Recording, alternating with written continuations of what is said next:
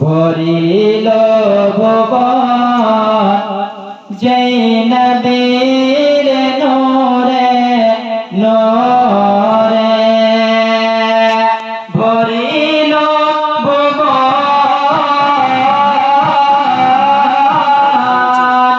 নবীর নূরে নূরে এলেন তিনি ধারায় গগন চিরে চিরে সুবহানাল্লাহ কেন বলতে হবে? হুজুরের নাম শুনে হুজুরের আশিকরা সুবহানাল্লাহ বলবে না? জোরে বলো আল্লাহু আকবার।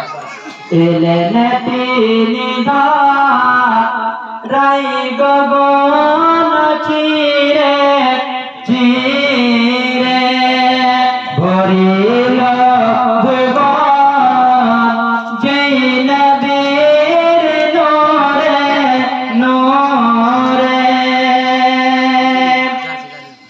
নবীর আগমনে মা আমিনার ঘরে নবীর আগমনে মা আমিনার ঘরে দুরূদ ও সালাম গাইছে হুরে হুরে দুরূদ ও সালাম গাইছে হুরে হুরে ভরিল ভুবন যেই নবীর নূরে নূরে।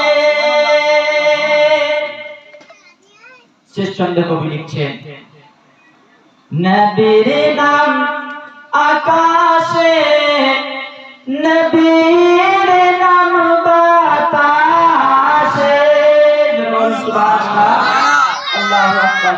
আল্লাহ তাবারক ওয়া তাআলা বলছেন ওয়া রাফা'না লাকা যিকরাক, এই হাবিব আপনার জন্য আপনার জিকিরকে আমি উচ্চ করে দিয়েছি। জোরে বলুন আমার জিকির যেই জায়গায় হবে সেই জায়গায় আপনারও জিকির হবে। আমার জিকির যদি আযানের মধ্যে হয় হাবিব আপনারও জিকির আযানের মধ্যে। আমার জিকির যদি নামাজের মধ্যে হয় হাবিব আপনারও জিকির নামাজের মধ্যে। আমার জিকির যদি জমিনের মধ্যে না করা হয় আপনারও জিকির জমিনের মধ্যে হবে। আমার জিকির যদি ফেরেশতারা আসমানের মধ্যে করে সেই জায়গা তো আপনার জিকির হবে হাবিব। জোরে বলুন সুবহানাল্লাহ। তার জন্য কবি লিখছেন নবীর নাম